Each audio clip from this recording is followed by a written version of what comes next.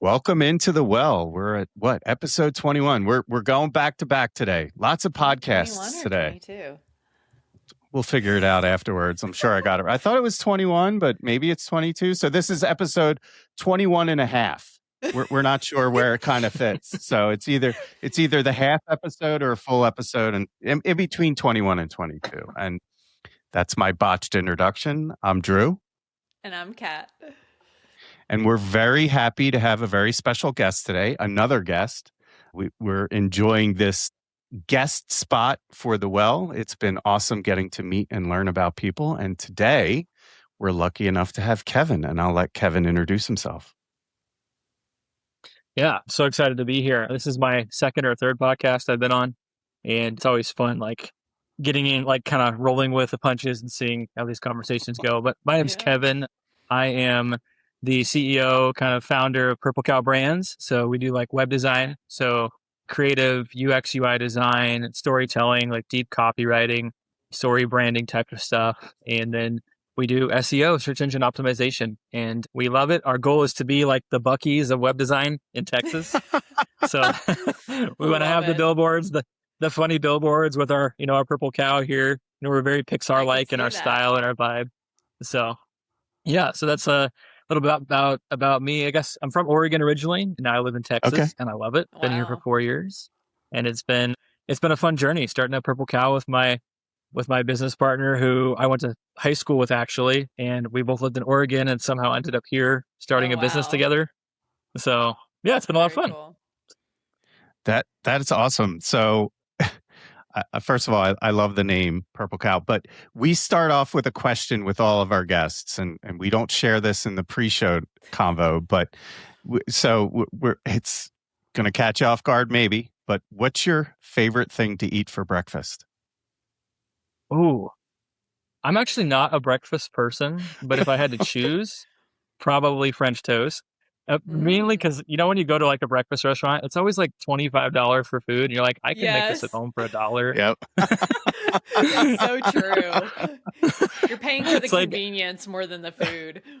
Yeah, because you can go to, when I go to like a burger place, like Ford's Garage down the street, it's meat, and meat's expensive, but it's like I could make a pancake for literally like a quarter, but I'm here paying for it. So yeah, breakfast is not my favorite.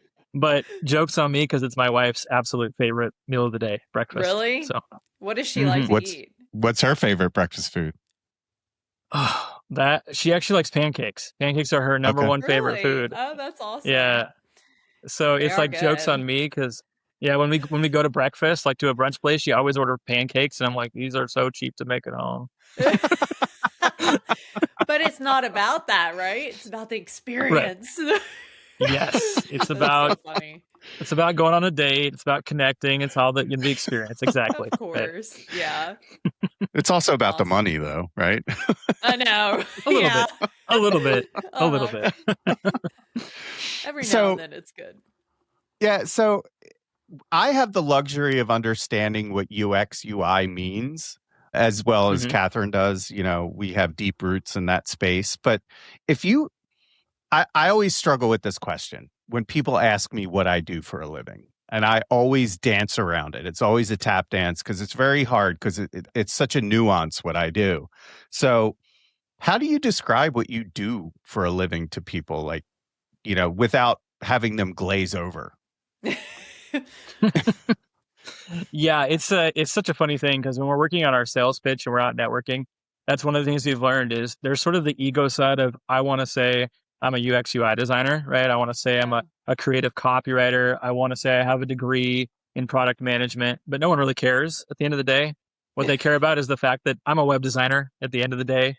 We design websites, we design applications, and that's really what we do. And so one of the kind of philosophies I have with all my employees is I always say, hey, when you're writing emails, when you're sending text messages, when you're talking to people on the phone, when you're writing copy on a website, you need to speak in like a 5th grade level language all the time.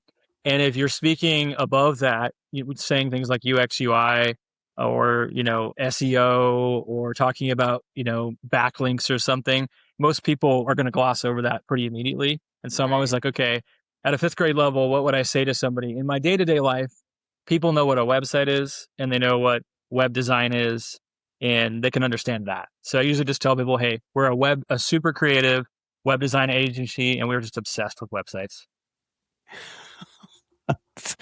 It's a good way to put it, because Catherine, you'll have to use that at some point for your own introduction. So talk to us about, first of all, I saw your PurpleCow, and I'm like, what a cool name. So what led you to PurpleCow? Like, just out of curiosity, how did you come up with that, and why? And the icon. Oh, yeah. Okay. Yeah. There's a story with that. So when I was in community college, like 10 plus years ago, I had an obsession with Pixar, and I wanted to go and become like a creative animator, right? And I thought it would be so fun to do that and go work for Disney. Well, then a little bit of like life happens, and a little bit of learning, a little bit of experience. You realize Disney's just a big corporation. I don't really want to work at a big corporation. That's not my vibe. And so but I've always had a heart for Pixar. Like, I was a fan of like Chevron cars, if you remember, from the Chevron gas station. Mm-hmm. And so when the movie Cars came out, I knew like 7 years before that, when I was like 10, that movie was coming out. I was obsessed with it. And so I always knew, like, I was a Pixar like storyteller type of individual. That was my heart behind things, but I never pursued the copywriting side because everyone told me there's no jobs in that field. So I just kind of left it alone, and I just created write on Facebook or whatever, and have these really compelling thoughts about things. But then fast forward, we moved to Texas, and there was a kind of a interesting, eclectic guy named Rob, who lives at Farmers Branch, who had started this company called PurpleCow Brands. And he was kind of that old school, like, he's just like always trying to get a rise out of people in his sales pitch. Like, do something crazy, like hold up a giant banner at a sales pitch where he talks about PurpleCow Brands or whatever.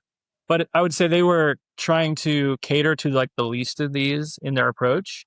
And the approach for me was, I want to be super creative. I want to build some of the best websites in Texas, if not the best websites. I want to be in the top 5 to 10% of web design agencies over the next 10 years. But Rob had this company. It was really small, maybe doing like $1,000, $2,000 a month, something like that. And I kind of saw an opportunity. It was weird because it was so small, but it was so well known. The name was PurpleCow.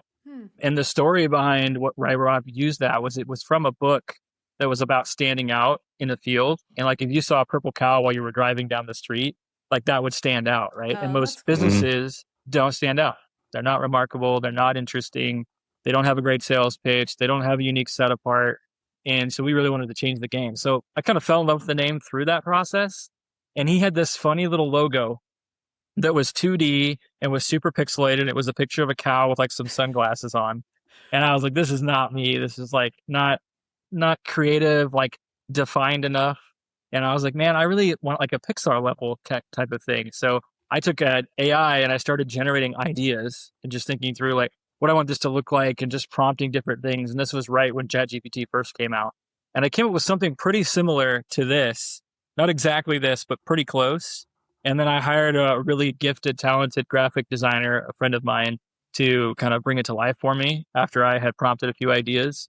And that's kind of how it came to be. So we're just about standing out in a field of people. And as you design websites, I was like, number one thing I get to do for people is I want to help them tell their story. I want to figure out why they started their business. I want to know where they came from, because clients care about that stuff. And then I want to know their process, and I want to help them define their process in a 1-step, 2-step, 3-step type of thing. And I want to just help them create such good product that people can't help but go to them for their construction needs or for their counseling needs or for their therapy or for whatever their thing is. So, yeah. That's a great story. I love that. Because if you saw a purple cow in the field, I mean, you would definitely notice. Absolutely. Absolutely. And I love before. Sorry, Drew. I've had the thought before, like when you come up with a business and a logo, what is the anti-brand? And it's coming up with this wacky logo idea that sticks in people's minds because it's so different. It's not your typical mainstream. Hey, let's create this logo and it really needs to look polished and with certain colors. So I love different attracts people. So that's a very cool story. Sorry, Jerry, you can go ahead. No, I was just going to say to yes and what you're saying around, I love how you just built that up, creating the origin story. I don't know why I keep saying that over That's multiple because you love an podcasts. origin story. I do. I feel like everyone loves an origin story, and why not connect that to a brand, right? Oh Like, yeah. how did we get here? Kind of what's the secret sauce? What made you put on the cape to become the hero, or what made you put on the mask to become the villain? So I love that you create that experience. So that's really interesting, and I find fascinating. So Yeah, so go ahead. I love the sort of the curious, like I'm a very like curious person naturally, which I think is what makes me such a good copywriter and designer. Is I'm just a very curious person. And as I started kind of building up this business, that was one of the things that kind of came to life for me. Was I just realized like I love telling stories and I love getting to the heart of other people's stories. And most people have no idea that somebody had 3 careers or that somebody grew up in another country. You even think of like, just as an example, like Elon Musk or whatever, like he's from Africa. You wouldn't even like, most people don't realize that, but it's like, oh, that's such an interesting thing that he's from somewhere else. And most of us have grown up with people who fought in wars and people who lived in different countries, different states, different cities, and we never even ask those questions.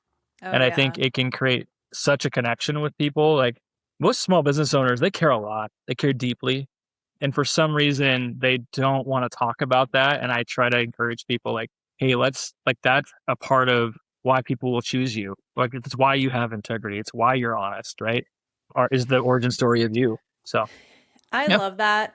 Recently I have an art Instagram, and it's for all the art that I do, kind of my creative outlet.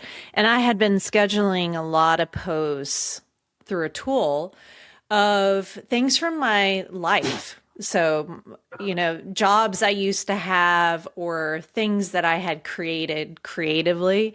And it's amazing to see people post and say, oh, wow, I never knew you did that. Or I never knew that, you lived there. So it's funny that you're bringing that up, because I feel like we, as individuals, we have so much in our lives that I know it sounds silly, but like is content worthy, to learn about people. It's not just you see someone and you're like, oh, that's the guy that works there, or, oh, he likes this, but we have so much complexity to us. And I think people forget that, kind of to your point. So it's awesome to be able to have someone who can tell the story or help you tell your story, because everybody has one. yeah, I agree very much so. I think like it creates loyalty too when you know people's backstories. Like you can connect with them deeply. And so then it's like such an interesting thing when I've noticed that even with some of our clients, we're talking about, 5 years from now, what we're going to do for their business and stuff. And it's because I don't know, we have this connection with each other where it's like, I trust you, you trust me, because we know, who we are. And that's something we've been really trying to change about businesses. We want to be like excellent, like a Bucky's level of excellence, but also be deeply thoughtful and connected with one another as we build something successful for people. And I think it's a unique set apart for us, and we really enjoy it. So does your product background, I'm sure, plays a huge part in your business. So how did you decide that you were just going to focus on websites? oh, that's a good question. It's actually funny. So I was in architecture for like 8 years. Oh wow. Yeah. And I became like a man.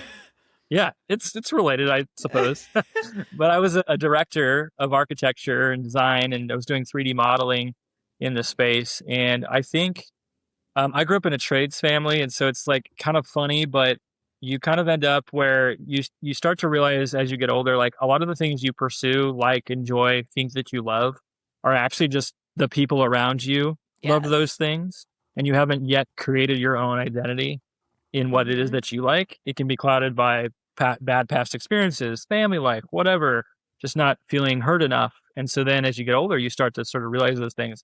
And I had sort of an identity crisis and had to go to therapy. But it was about then I realized this is not my field. This is not for me. I don't enjoy it. And I've always enjoyed web design. So I decided I'm gonna take a leap of faith, and I'm gonna quit my job, and I'm gonna go out here and do this with my best friend Ben.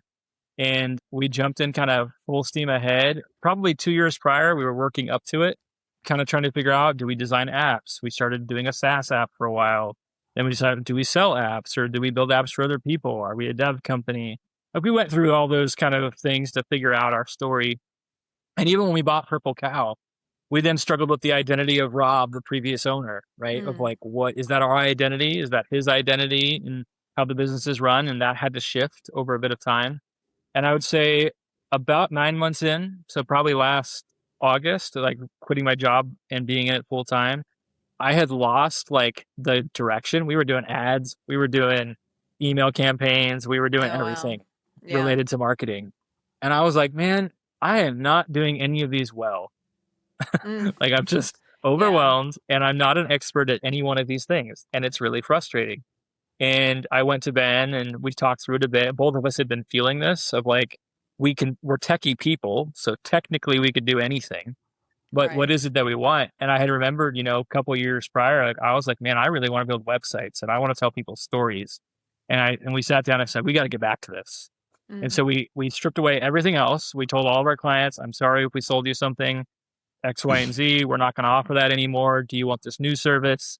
And we just started trudging in this direction, and rapidly our designs got like 10x better, like rapidly, like not overnight, but like what you saw from like 30 days prior, instantly better, 60 days prior, 10x better than that, 90 days prior, just evolved rapidly.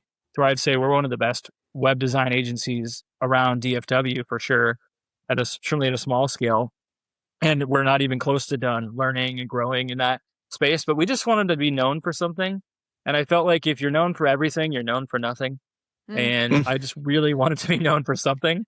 And I said, hey, what if we get known for websites and just build amazing websites, tell super cool stories. The heart for me is copywriting, storytelling. I love UX, UI design, and I want to just get really good at that. And so we're always evolving, which is kind of fun. It's stressful too, but we're always iterating. So who we are 90 days ago will be very different than we are 90 days from now. And we're really committed to that, just constantly evolving for the better, not just for change's sake, obviously. But yeah, I think that's really what kind of honed us into websites, is we just realized we weren't known for anything, and that kind of sucked. So yeah. It is kind of nice to hone in on one thing, the simplicity of it, and say, this is what we do. And there's really going back to the pitch, there's not a lot you have to say besides, we're really great at website design, which is awesome. So then people equate PurpleCow brands with great website design. So that was probably very smart. I know for myself, trying to do a lot of different things at once, sometimes it is overwhelming. So then you have to kind of reevaluate and reprioritize, which is a good thing. Absolutely. So you've mentioned this twice, so I want to kind of pull on the thread, and it's, what's it like being in business with a friend? Would you recommend that? Man, it's kind of funny. I would say, so Ben moved to Texas. I've always been an entrepreneur. Like, it's just always been my mindset since I was like 16, 15. I was buying and selling ATVs on Craigslist at one point when I was a kid.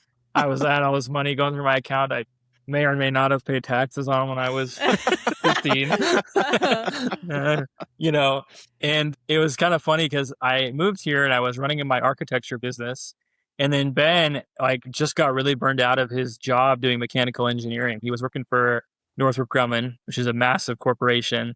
And he had sort of that same dream that I had with Disney, which was like, I'm going to go build rockets and it's going to be amazing, And then he realized this is a giant corporation and I'm a cog in a wheel and no one cares whether I live or die. And I hate that feeling. Right. And so he stressed me out. He moved to Texas and just quit his job and was like, hey, I'm going to run a business with you. And I was like, I don't have a bunch of work for you. And so that's really, both of us were so immature 4 or 5 years ago when we started kind of down this path. And so we argued and we fought so much and we tried to get each other to sign contracts. He's a very analytical guy. That's I'm a funny. very creative guy. So I was like, I'm not signing a contract. I don't even know how to read a contract. I'm just creative. And he's over here spreadsheet, dotting his I's, crossing his T's. But I don't even know how to describe it, but it evolved over time. And now our relationship is honestly incredible. Both of us know each other well. And we know how to communicate with each other well. We know how to talk about the hard things. Both of us are both Christians, so that we have that in common, which is nice. Yeah. And I think it makes it easy when you both have a lot of the similar worldviews and life views about things, because really no subject is off limits. And I think that's what kills a lot of business partnerships, is when a subject feels off limits, then you're kind of hiding a part of who you are. And neither of us ever have that feeling. And that's been such a great place to be together. So it's so unique for us, because I would say it is the best thing ever, because we just work so well together. Like we have tiffs like anyone does, but they're more just like stress tiffs. They're not actual like we're gonna disband the business and walk away from each other tiffs. Nothing like that. I'm very blessed in this relationship. So that's so good. Yeah, that is so good. That's it's funny. Catherine and I are in business together, so we get asked that question, and I never even think about it. I'm not like, it's just kind of natural. It just felt very natural for us. So I'm always curious how other people that have a past together, how they work well together. So it's always something of interest. So website design. What's one mistake you see over and over and over again in the industry when people... So I've designed a ton of websites. I'm the worst website designer, right? I'm a hack. I just put things on a page. I don't understand how to format the content, make it consistent, cohesive. So what do you see in the industry from small creators or even corporations that is a constant mistake and a pattern in the industry? That's a good question. That's a deep question too, because it's the patterns are wide and broad, and they depend on whether you're in corporate or whether you're like a freelancer type. I would say there's a lot of, on the corporate side, there's a lot of waste. Like, let's talk about SEO, for instance. I have the belief, and I hold firmly to this, which is why I hire in-house only, which is that web design and getting ranked on Google and writing incredible copy are the same thing. They're not different. They're not different fields. They're all the same thing. And they work together to build a website. Like, you can't have a great website without good copy. You can't rank on Google without keywords, and you're not going to rank very well on Google or have, great copy just by itself without a good design, right? Like, it all works together. And most of the industry treat all these things very separately. There's a guy that fills out a bunch of spreadsheets and then passes it over to a designer. There's maybe a person who writes a bunch of keyword filled copy. And it gets so muddied down because they're not working together as a cohesive team.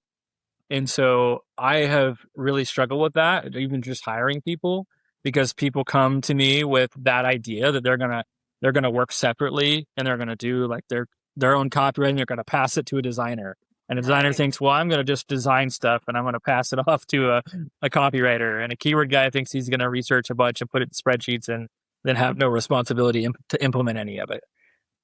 And I think that's a mistake, I think, across the industry, because I think the best designs are built together. Like, collaboration is what makes things amazing. I am a good web designer. I'm an incredible web designer with another web designer. If we're together, we're going to break silos. We're going to break things apart. We're going to argue or have little tiffs about like this little corner radius or that thing. And then the best design comes at the end of it, right? Like, if you look at Pixar, no movie from Pixar is designed by one individual. But for some reason, web design is like, you hire a web designer, and it could be a guy who's a developer. It could be a guy who's a creative person. It could be a dude who's a copywriter, and we're all just saying we're web designers. And so the product is vastly different. And I guess like one of the biggest mistakes I would say too is people do not give weight to web design, because you can go to Wix.com and create a website, right? And that's cool. Or Squarespace or WordPress, and that's cool. But it's like, if you don't understand the principles of design, if you don't understand how these things work together, if you don't understand user journeys, buyer profiles, and how people are going to experience this, if you don't know how to tell that story in a way that resonates with with the target audience. Like it doesn't work. And so many people are paying for either bad design or they're designing themselves because they think it's easy. And it's really not easy to do a good job. Anyone can put an engine in a car. Not anyone can do it successfully or make it a really good car, or make it reliable, right? I mean, it's anyone can do it technically. Yeah, it's true. My background's in UX, started out in graphic design, and I see one of the things that I see is that, but I also see really poor architecture, navigation. And you probably have seen similar things where people put pages and like menu navigation that does not make sense. And they'll have pages for stuff they don't need pages for. When I worked at a corporation, logistics corporation, a lot of my work was on their website.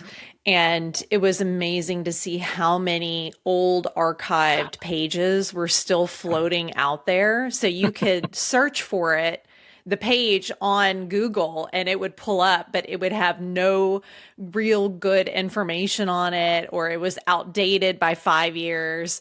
So it is crazy to think about the internet as kind of a wasteland of stuff that is, it's kind of like Jira, or what's the other one that's just the pages?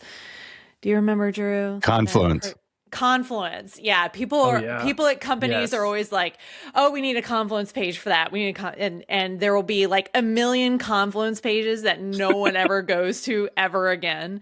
So yeah, I find it interesting though. You brought up the point about good design. So I'm on the board for AIGA Dallas, and it's a lot of professional designers, creatives, things like that. And it really is interesting to see someone be able to design a website. And I would probably put myself in this category where, you might have great navigation, you might have a nice landing page, good content, but there is a difference between someone that is a true designer that knows the design principles and how to create something really intentionally visually appealing, and there's a purpose for it and a reason why they select certain elements to go on a page. They've given it a lot of thought. Just last night, I had a designer present a couple of website concepts, and I was like, wow, this is so well thought through.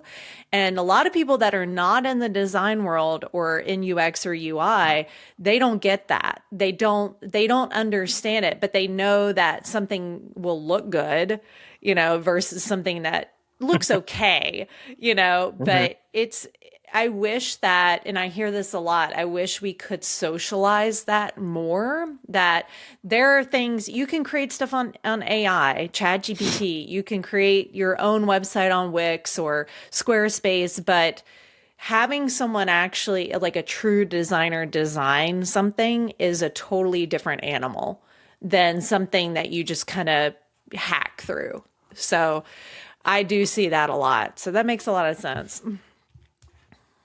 Yeah, we're actually, just because you brought this up, we're actually redoing a website right now for somebody where the web architecture itself is a mess. Like it was built in-house by this lady who was very passionate about their nonprofit, and the nonprofit's grown and it's got like 70 pages. And I had to go in, and it was hard. It was hard to sit there in Figma, and we were just like, okay, here's all these pages. What are these pages saying? What is relevant? What is just duplicate information? What's hidden in a menu? Like I couldn't find the contact us page because it was hidden in a menu. Oh yeah, yeah. The kind of stuff. We're just like, what do you do with this? And so that's pretty common. And then designers designing to design is a very common one because they don't get the principles behind it. They don't know what hierarchy is or flow or any of those types of things. Yeah, that's very true. And I bet your background in architecture, that's why I was like, oh, I bet, architecture, product, all these things play into what you do right now. They all, they all assist you in creating a good website. So I have to go back to the ATVs because I read that you were published, right, for creating an ATV. So can you talk a little bit about that? I forgot about that. That's funny that you brought that up. Yeah. So when I was in high school, so I grew up in rural outside of Portland, Oregon, in a place called Okay. Malala, right? So it was very much farm town, and everybody was, had little tractors, and it's like California. They're more like left leaning, and I don't say this derogatory at all, but more like healthy. Like they all have like hobby farms. Everybody Yeah. has a couple acres, and they maybe an acre, and they have a little hobby farm. And so I was like, well, it's really expensive to buy a tractor. At least it was at the time, for sure. And there wasn't a lot of small tractor options. And I thought, well, lots of people have an ATV. So I came up with this idea of putting like a front end loader, like you would have Uh-huh. on a tractor, on an Right. ATV. Because I was like, well, I bet we could beef this up, and it could probably lift, at least a wheelbarrow full, and be something you could use on your hobby farm. And so I got to work with my brother, and we started like building this thing out and welding it up, and it came to life. It was kind of never really went anywhere, but it was cool to build them. We actually sold like 2 or 3 of them. Really? Oh, It that's was just kind of awesome. it was a fun experiment. That was my first time that I got to be in business with a business partner, and it was not a great experience. The guy was Oh no. he was like 50, and he in my opinion, he took advantage of 2 15-year-olds, like from a business perspective, because we didn't know Yeah. anything. And so he ended up taking the business, and we just kind of gave it to him, and it never really went anywhere anyway. So it was what it was, but it was a fun experience as a kid to like, oh yeah, I did that thing. I forgot about that. Yes. Oh, that's so funny that you just said that. I did that thing. We just talked to somebody who said he had created a film, and they wrote it and directed it. Joe, he's one of our other guests, and he was like, it was nice to say I did a thing, and I completed a project. I completed it. And it was just, it's funny because a lot of people have ideas, but actually executing, I feel like it takes something a little bit more to actually execute on the idea. So that's awesome that you were able to do that. So if we continue down the website path, I don't know a lot about ATVs, so I can't really add a lot of context there, but I find it fascinating. Okay. But so, you mentioned, always wanting to be an entrepreneur, which it's interesting that you go into the web business, right? So web design, being a creative, sometimes you don't think of entrepreneurship as a creative. So, which I find to be not a good stereotype or not a good correlation, because I feel like creatives are extremely entrepreneurial, but that's not my question. How do you understand good SEO? Like, what strategy do you pull from? Because I feel like it's a vast wasteland of words, but really what defines a good SEO strategy to help get your stuff in front of the right people? Yeah, it's so funny because when we started a year ago, we hired like our first SEO person, and I was trying to learn all about SEO. I knew a little bit about what it was, but it was like this smoke and mirrors type of thing where no one could, it's kind of like if you just said UX UI to some random Joe Blow who's never heard of the term. Like I couldn't get anyone to give me a straight answer about what it was. And I'm a techie person. Like I know I'm creative. I've been around tech since I was a kid. I was, putting Linux on laptops when I was young. Like, I've always been into this stuff. And I was like, why? Like, is it really this complicated? Like, maybe it is. And so I kept just asking more and more questions and going deeper and deeper. And what I found was sort of that designing to design. A lot of people like to get data just to have data, to sort of, I don't know, feel good about what they're doing.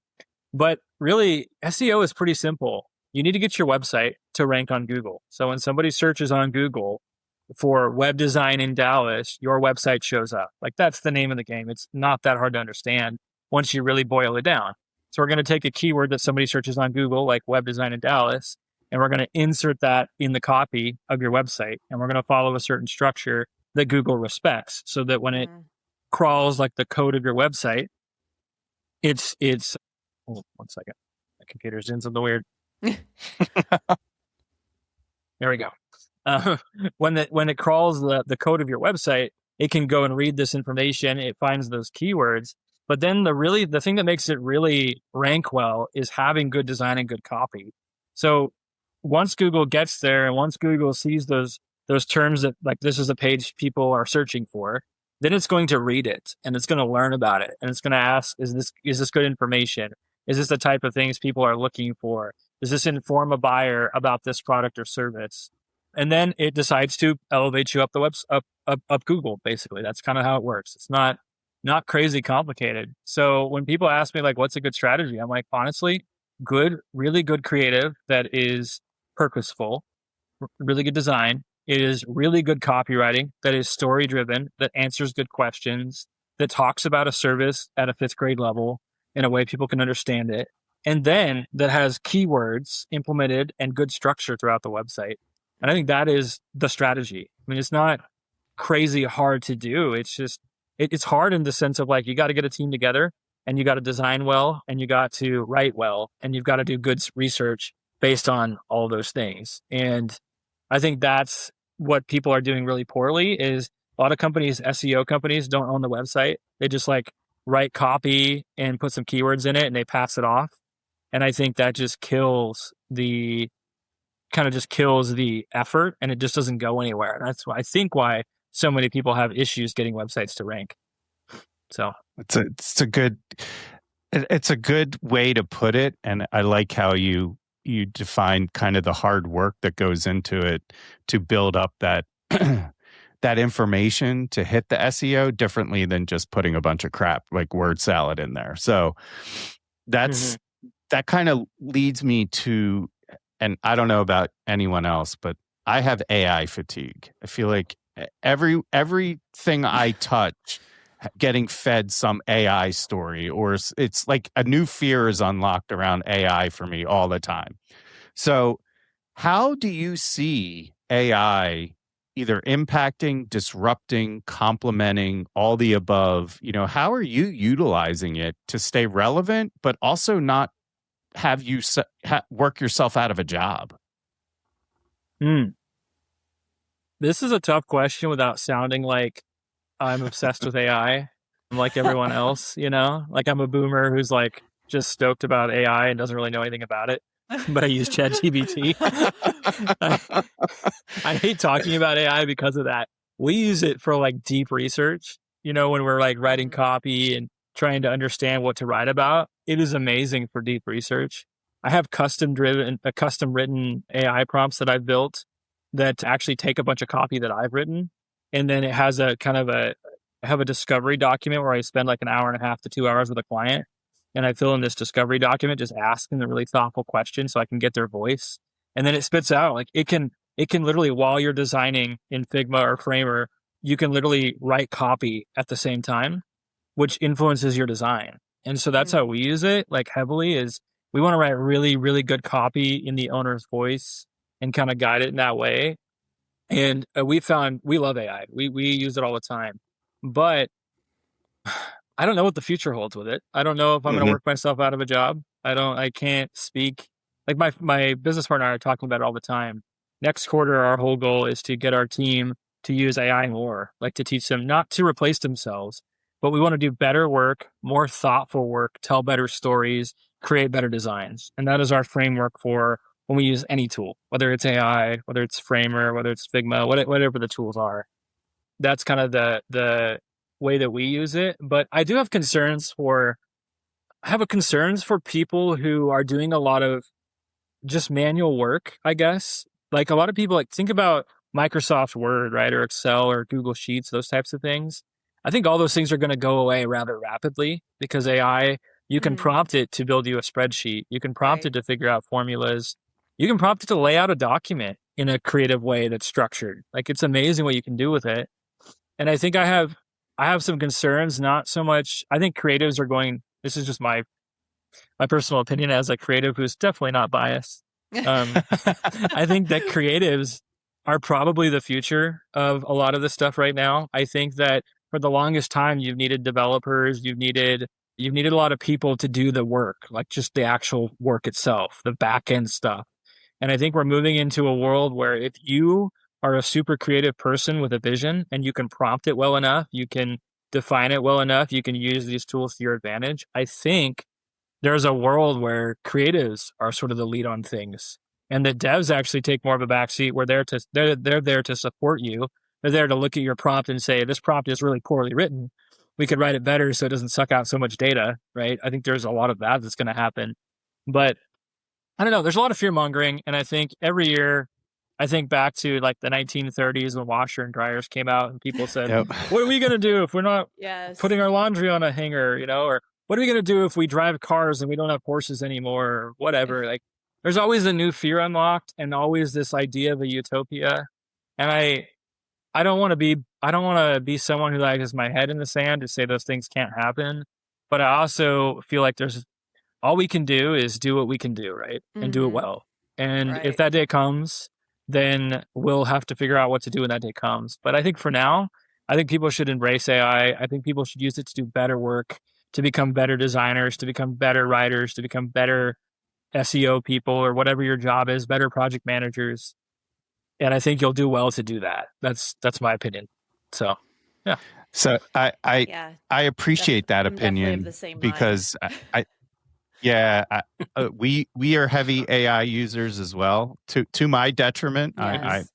my job was replaced by AI, so I definitely felt that as a product professional as well. It was interesting that rolling out AI, they decided to use AI to write all the user stories. So user stories were created in AI and they were able to develop test cases from those user stories and then code from, I was like, wow, it's a fully automated development house now. But, so I basically worked myself. Yeah. So, yeah. But I feel like, and it's funny, Catherine hears me talk to my chat GPT. I'm always nice to my chat GPT. I have conversations with it because I don't ever want to piss it off, right? Like I don't want to piss off, and my chat GPT is named G.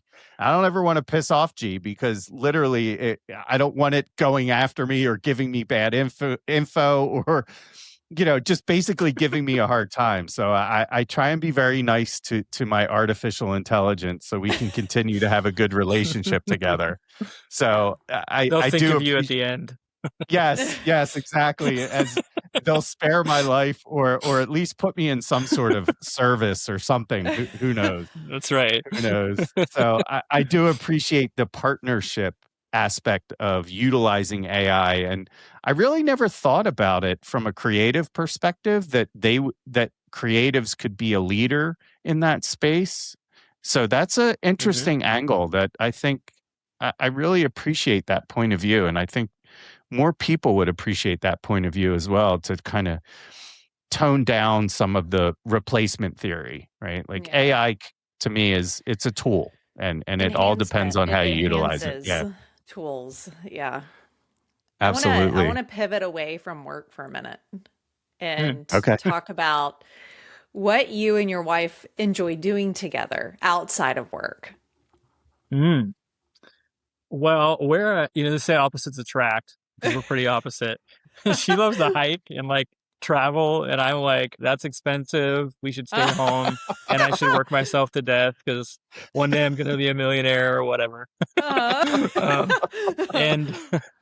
But she gets me out of my comfort zone to travel a bit more than I think I would. Like I grew up we weren't poor, but my parents definitely lived paycheck to paycheck most of our lives. So I and then she grew up in a family where her dad worked at Nike and was an IT architect. So opposite ends, right? Yeah. Big 5,000 square foot house. And my parents can barely afford their mortgage kind of. I remember when we were dating, we went to Columbia Sportswear and her dad dropped like $500. And I was like, oh my gosh. Like, and so then we got in an argument on the way home because I was like, I can't afford that. Like, if you think we're gonna get married, like, I don't know what you think you got here, but I can't do that. Oh, that's funny. But yeah, we love to travel. I think we both love to go out to dinner to new places and try new things. I love going to small towns, and so does she. Like in just like the downtown strips. We've kind of figured out some common ground there because I love big city life. I was like, hey, I'm an entrepreneur. I'm definitely going to be in a big city. And she's more like, I don't really like the big city, I want a quiet life. But we figured out how to like go to small towns. We love going to downtown Louisville, and we love going to coffee shops together. And we both play music. She plays piano and I play guitar. Oh, wow. That's cool. And so, yeah, we can do some worship together. We should do more of that, but we haven't done as much as we want to. But yeah, it's I think traveling around, like road trips, we love road trips. That's been a really fun thing. So, favorite place? Do you have a favorite place you've gone? honestly, Oregon, where I'm from, is probably one Really? of my favorite places. Yeah. We moved away because it's so like heavily like identity politics all the time. And it's like, I just don't care about politics. It's just not something I care to care about. That like, Yeah. I talked about Smart. AI. I think we're all of a similar mindset that Right. Oh, yeah. fear mongering yourself to death can make you feel like it's the end of the world for the rest of your life. Yes. And you just can't enjoy anything. So we moved away kind of because of some of that. And a lot of my architecture work was here. And then going back though, I mean, it's one of the only places you can go to where you can travel in an hour and a half in any direction. You can get to the ocean. You can get to the mountains and go snowboarding. You can go to the desert and you can have like sunny weather. You can go out to Bend, Oregon, like 3 hours away. And it's like mountains and beautiful and sunny, like 300 days a year. And there's rock climbing and there's hiking and there's biking and swimming and like all the things you can think of. It's one of the most interesting places because of that. So I would say it's probably one of my top favorite places to go back to is Oregon because it's so pretty there. So, Nice. So speaking of that, how do you like the Texas heat? it's not the heat that'll kill you, it's the humidity. No. No, it's terrible. It is. I like it. I like it more than the cold, I think. I'm pretty confident Same. about that. Like when I was growing up in Oregon, like your hands would get so cold, like almost like arthritis feeling. And you would just like, Yes. you hit your hand on something and it would bleed. And then hours later, you would kind of start to feel it, Uh-huh. And I don't miss that. I don't miss the cold, dreary, dark, all the time weather that was there in the Northwest. Yeah. So I think I would choose the summer over the winter anytime. Do you snowboard? I used to, yeah. Used to do it a lot. Really? Okay. Oh, yeah. So that Andrew is a big snowboarder. Yes, I Definitely picked a done good that. place to live, Texas. Yeah, it's great for my snowboarding habit. I have to say, it's it really helped me improve. But so, Do you travel down to like Colorado for snowboarding? Yeah. We Nice. drive out there, so we go every year. This will be the first year we don't go, so I'll miss it. But Okay. just not in the cards this year. But yeah, I've been snowboarding 20 plus years. So originally from the East Coast, and once you learn how to like ski or snowboard on the East Coast, you can go anywhere in the world because it's treacherous on the East Coast. It's like ice coast. So when I first got to the West and I was snowboarding, I'm like, it's so quiet. I'm used to like carving ice, like, and I don't hear any of that. But in any case, so we also transplanted. We're not Texan natives. So what was like, when did you first realize, or you and your wife first realize you were in Texas? Like, oh, wow, I'm in Texas. This is Texas. That's a good question. Like sort of the excitement or just like, oh, what am I doing here? Or like, or kind of like a landmark, Okay. something that popped out at you visually, or a sound bite, like your first cowboy hat. I'll tell you my story. I realized I was in Texas. I went to a car show, and it was an indoor car show. And there was this guy, he was probably 75, 80 years old. He had the biggest belt buckle I've ever seen, a big cowboy hat, and he had 3 guns strapped to him. So I was like, that's Texas. Awesome. I am in Texas. And I was like, why do we need all this firepower at an indoor car show? What am I missing? But that's when I knew that I was in Texas. Okay. Yeah, we like 2 years ago, we went to Grandscapes, 3 years ago maybe. And there was what they called Texas Day, which they were celebrating like the birthday of Texas. I don't remember what exactly that meant. Like maybe it's independence from Mexico or something. And we go to this event and there were these armadillo races. and they were Oh, my wow. God. yeah. And you would go and sit behind the armadillos, and you would blow on their tail, and it would cause them to run across the little racetrack they had made. And then if you won, you got armadillo's milk, and it was a little can. It's called armadillo's milk. I'm not even sure if it's real. Oh, that's funny. I've never I was heard of that. Yeah, and then the whole time we were walking around Grandscapes, which Grandscapes for people that aren't from here is like a big strip mall place where they do events in the center of it.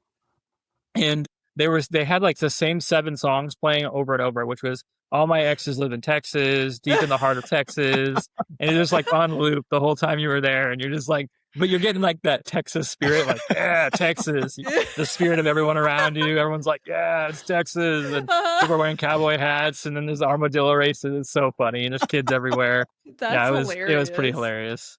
That was when I was like, yep, this is Texas. Yeah, that's a memorable moment right there. Wow. Yeah. I like your story better than mine. Armadillo races. I have yet to experience, and we've been to Grandscape quite a bit, and I've never seen that. So now I'm going to look that up because I am dying to see an armadillo race. I did find it interesting when we were at Grandscape. They have that like surfing park now where you can like surf. Have you seen I was that? like, I've heard about it. I haven't actually seen it. I live like 5 minutes from it, but I've heard about the surf park. It's pretty wild. I'm like, wow, cool. they really People can do anything in Texas. And you have like, it's like a restaurant. So all these people are watching. Really? Yeah, they have all these tables outside. So people are sitting and eating and being entertained by you washing out on the surfboard. And they bring out, I think they do them in timed slots. So they'll bring out like a small group of people in their wetsuits. There's like 5 or 6 of them. And then they put them on all the boards. Watching them try to stand up is just, it is entertaining. It is entertainment. Yeah. It is entertaining. That's Absolutely. Awesome. And I remember going on. I remember too going into Shields for the first time. I was like, I've been in sporting goods stores, but I've never been in a sporting goods store like this. I mean, just massive. It's kind of like going into Buc-ee's, right? Yeah. You're just like, wow. I've been in, convenient gas station places, but this is nothing like I've ever experienced. And just Buc-ee's is such a great place. Shout out to Buc-ee's. Thank you. Yeah.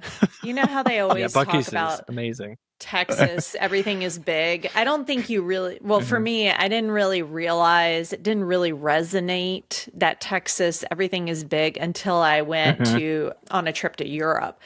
And I went to 3 different places, but they were all East Europe, and everything there was tiny. The bathrooms were small, like closet size. The rooms were tight. The beds were like single beds in the hotel. I mean, everything was just small. I couldn't wait to get back to Texas. I was like, I need space. I need to be able to see everything. It was really funny how much I missed it when I was away this past year. So yeah, I like that everything is big.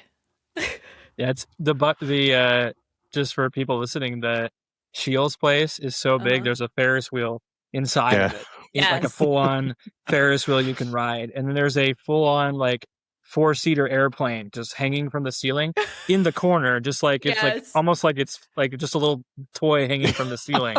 That's how big this place is. I mean, it really is amazing. Yeah. And you'd think, oh, it's a sporting goods store. It can't be that busy. Like it can't get that much business, right? Everybody's in there all the time. There is not a dead time at all. It is constantly busy. It's crazy. So Texas has exploded, especially in our area, Dallas-Fort Worth. Yeah, absolutely. So this hour has blown by. Absolutely blown by. I'm like, wow, I can't believe we're almost an hour in. And so we kind of close on this question, and then I'll give the floor to you if you want to, kind of leave the audience with any parting words. But what about the post that we put out made you want to come on the show? Actually, Catherine and I had talked about AIGA stuff, and I just had seen her stuff, and honestly, you're one of the most creative people. Like I'm always sort of like looking for that it factor when we're designing websites. Like, I want to be the best. And I kept seeing your stuff and I was like, this is intentional. This is super creative. Like your jacket that you made. I was like, that's some cool stuff. Thanks. And I just don't see that very often. I just don't, it's just not something you see a lot where you're like, this is intentional and this is really good. And somebody really enjoys this and has put time, not just like they enjoy it, but they know like what good creative looks like at this point. And that just got me kind of excited about it. And I was like, honestly, well, Catherine hasn't responded to all my emails. I should see if I can just join this podcast. I'm sorry, Kevin. Wow, putting you on blast. I know. We'll follow up with you. We just haven't done anything else with the events we talked about. So. No, it's all good. I was like, you know what? I'm just I kept seeing your stuff through and I was like, I bet this will be a really fun podcast to be on. And I've been trying to get on more podcasts. I just, I'm doing production work and designing and I manage our team and I just don't get out of my house enough. And so I wanted to try to be intentional this year about getting our voice out there a little more and just having really fun, intentional conversations with other intentional and fun people. And that's just kind of what led me to it. So I was like, hopefully this will be fun. Yes. That's the best answer we've gotten to date. So thank you. I appreciate that. That was nice. We didn't even prompt you to say that. So greatly appreciate it. I wasn't paid for this. Is there anything you want to leave the audience with as far as, and we'll put all your info in the show notes so people know how to find you, Sweet. How to find your company. We want to make sure that, we're also big in helping people. We love promoting creatives. So it's part of our ethos. So it's very important for us to continue to support the creative community. So anything you want to leave the audience with as far as, what you want them to know? Yeah, I guess one thing I really want people to know about PurpleCow specifically is I know there's a lot of really intentional people building really intentional companies.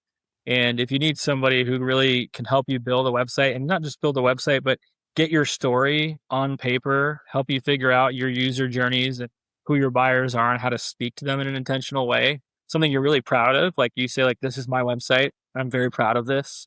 And I'm going to send people here because it's going to help me win more work. It's going to help tell my story better. It's going to tell people who we are as a company and what our services are. And I think currently, I'm like one of the only go-tos I know that does that really well. Our company as a whole, not just me, but my team. They're just a really good team of people working with us. And so I think that's something we really look for is if you've got a remarkable company, you need somebody who can do something intentional. And that's what we do really well. And then just on the other side, I think brands out there, people out there, just be intentional. Don't freak out so much about AI. Embrace it while you can. Seek to be honest, seek to keep doing really good work for people, and the end will work itself out. That's all I can say about the AI stuff and about that. I just don't think it's worth worrying about. There's a lot of great people in the world, and that stuff can rob your joy if you let it. So just keep being intentional, keep doing good work, and I think that will speak volumes for where we all end up. So I love that. Awesome. So make sure everyone checks out PurpleCow and help support local creatives and local agencies. So that will bring this episode to a close, whichever 21, 22, 21 and a half, whichever number it is. And I just want to say thank you, Kevin, for hanging out with us. And thank you. We got to know you a little bit better, and I would love to have you on again. So if you ever feel inclined, we will definitely have you on again, and really appreciate it and enjoyed the conversation. So on that note, that'll bring this episode to a close. I'm Drew. And I'm Kat. And thanks, Kevin. Everyone. Thanks, everybody.